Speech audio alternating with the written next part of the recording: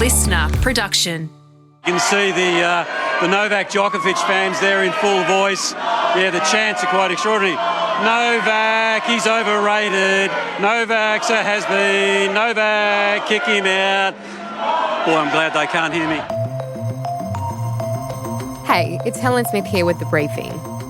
After those comments you just heard made by veteran broadcaster Tony Jones, Novak Djokovic opted to not give a customary on-court interview on Sunday, later revealing why. A famous sports journalist here from Australia who works for a main broadcaster of Australian Open at Channel 9 decided to mock Serbian fans, and he made insulting and offensive comments towards me. So I was hoping he's going to apologize in public, which he hasn't done yet. Neither did the Channel 9. Since then, Jones has made a public apology, admitting he overstepped the mark when he joked about kicking Djokovic out, saying it could be interpreted as a throwback to when Djokovic was deported back in 2022 over his COVID vaccination status, which the tennis star said made him feel like the villain of the world. Members of the Serbian community are calling for Jones to resign and have put in a complaint with the Australian Human Rights Commission. So is this a case of targeted racism or just sports commentary banter? Dr Nina Marković is a board member of the Serbian Council of Australia and political academic who worked in broadcast radio for over 11 years. Dr Marković, why were the comments made by Tony Jones racist? The comments were actually very hurtful to all Serbian fans, but not just Serbian. I mean, Djokovic is a global icon. He's a global sports superstar.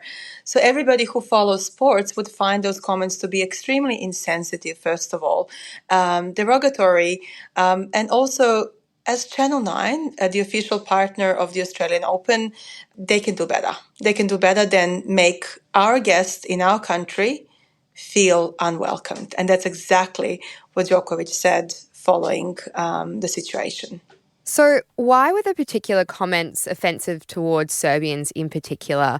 There's people jumping to the defence, saying that this was just average sports banter and it happens all the time. Why was this different? So I had actually fans reaching out to me via social media as a representative of the Serbian Council of Australia. And one particular fan said that the Channel 9 crew told all the fans to line up and to actually start chanting. And as they started chanting, the presenter, Tony Jones, started to make those commentaries. So they felt it was absolutely not just inappropriate, but they almost felt as if it was a setup. And that's not a nice feeling to have. I mean, we're talking about Australian Serbs who have been coming to the matches every year as sort of faithful fans, and they said it was absolutely necessary to raise this on a higher level. And as the Serbian Council of Australia, we have the duty to represent the views and voices of Australian Serbs, and this is what we have done. We have actually lodged a complaint with the Australian Human Rights Commission. We have lodged the official complaint with Channel 9. We've asked for Tony Jones to resign, and we asked for a formal apology by Channel 9 to the Australian Serbian community.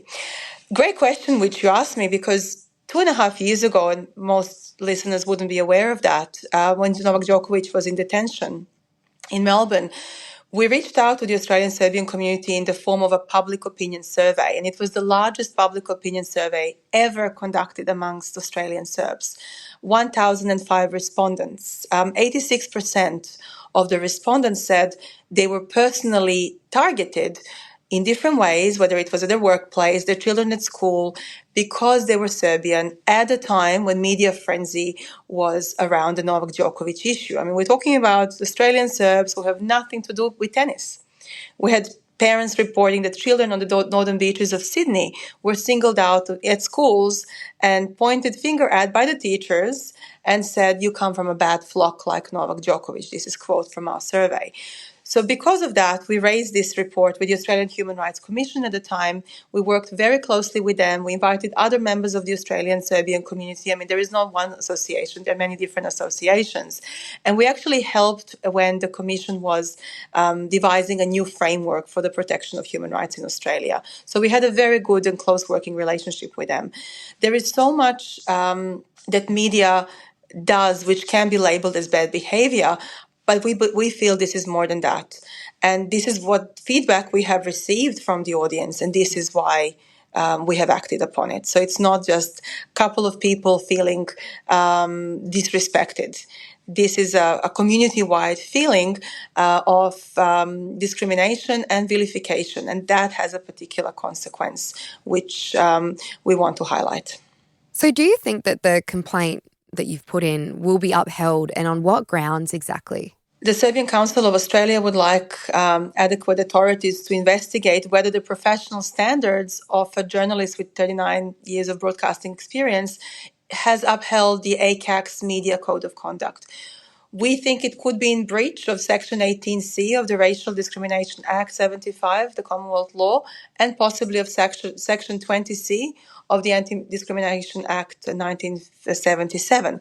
But obviously this is for the relevant authorities to investigate. So Jones has since apologised today. What do you make of this? And today is Monday. So almost 48 hours have passed for that to happen. I mean, the issue has been reported all around the world. Channel 9 initially, we believe, was not coming out strongly enough to say this is wrong. If you look at the nature of the comments, we can't forget recent history. And Djokovic came with his entire family, with his children. So for somebody who has declared that he has suffered severe PTSD from his experience in Melbourne from 2 years ago, these comments have put him back into that time when he still says that he still suffers from flashbacks and PTSD from his detention. We are the host nation for the Australian Open. Djokovic's team has an excellent relationship with the Australian Open management. He brings so much to our economy just by playing and being here. This is more than just one journalist saying whatever they want. This goes to the integrity of our media system, of us as a welcoming nation. And this is why we have to stand up and say not in our name. So do you think that Jones's apology was enough? He did say it was banter. He said it was humour. He did say that he thinks he overstepped the mark with the kick him out line. Do you think that this apology is enough, or do you really want to see him resign? The Serbian community of Australia would like Channel 9 and the relevant authorities to investigate further, because this type of behaviour is unacceptable. That commentary is not welcomed by any of us who wants to see, multicultural, successful Australia. Members of the Serbian Australian community have felt, once again, vilified and targeted. And we have to remember the whole context of Australia-Serbia relations. Actually, following the incident 2.5 years ago, we also had the breakdown in the relationship with in the mining sector as well. Rio Tinto is the largest mining company with presence in Southeast Europe, and actually their licenses were cancelled around the time of political issue with the Djokovic saga. We are Australian Serbs. We travel to Serbia. We have dual nationality. When we don't want to be targeted when we go back to Serbia because we are Australian. So this issue has a much larger global context. And it actually, our diplomats, Australian diplomats, work very hard, and diplomats on both sides, to make their political relationship as close as possible. We have over 500,000 people from the Balkans living in Australia. Just from the Serbian community is 100,000 people, but we have hundreds of thousands of others, Macedonians, we have Croatians, we have Slovenes, and everybody else from that region, Croatians, of course. And to be targeted because you're from Australia in the Balkans is not a nice feeling. And our community members have reported being mocked for being Australian in the Balkans following the saga. So again, it's not just one journalist making a funny comment in their opinion. It is a comment which has broader international consequences. And for us who work very hard on the positive relationship between the two countries, this is really a setback which is unnecessary. Sports commentary is full of banter, especially in Australia and especially in tennis. Djokovic is one of the biggest sports stars in the world. He's very famous. Everyone knows his name. Why can't he, in this instance, just take the comment from Jones in the spirit of good humour, as Jones says it was intended? With a person who has suffered possibly PTSD and severe psychological consequences from the experience at the time during his time in detention. And he's clearly said this many times before coming to this Australian Open, that the flashback which he has still keep him up at night. You can't joke about those things. This is it's very personal for him, for his family, and for him being a global media star with a global charity actually in this space. He helps young tennis talent from all over the world, including in Australia. He donated to our bushfires. He has a huge humanitarian mission, him together with his wife. This is a gesture which puts him back to those negative emotions and negative sentiment. And with everything he has done to be here, bring his entire family, he cannot take this lightly. I mean, obviously, we cannot speak for him. He has his own media team and team to speak on their behalf. But as an Australian Serbian community member, I myself also feel that Tony Jones's comments are beyond inappropriate. As a journalist with SBS Australia for more than 11 years, all of us journalists know what the media code of conduct is. We know what oversteps the boundary. We are aware of the feelings and consequences this could have for our multicultural community. So I think having the excuse of funny commentary is not good enough. Do you think that this situation will lead to less members of the Serbian community coming to the tennis or other sporting events in this country? Not at all, actually. It will motivate people to support Tennis Australia even more because, as I mentioned before, Novak Djokovic's team and generally Serbia's national team has excellent relationship with Tennis Australia. But what it could have as a consequence is, again, attacks on individual members of the Australian Serbian community. It creates that negative intra-communal relationship sentiment, which is absolutely the opposite of what all of us are trying to achieve, safe, prosperous and multicultural Australia. We've touched on it a few times throughout this conversation of Djokovic being quite a divisive figure when it comes to the Australian Open because he was deported in 2022. That was when his visa was cancelled over his COVID vaccination status. This did divide the Australian public's opinion at the time, and a lot of tennis fans were very disappointed. Do you think that he attracts this kind of commentary more so because of that incident rather than anything to do with him being Serbian? I think Djokovic is a convenient political scapegoat for a lot of people, including politicians at this time, Scott Morrison government, who at the time when he was detained, actually, there was a huge national strike by truck drivers. So he was a very convenient scapegoat for politicians at the time. I think he's also an easy target anywhere in the world where he is.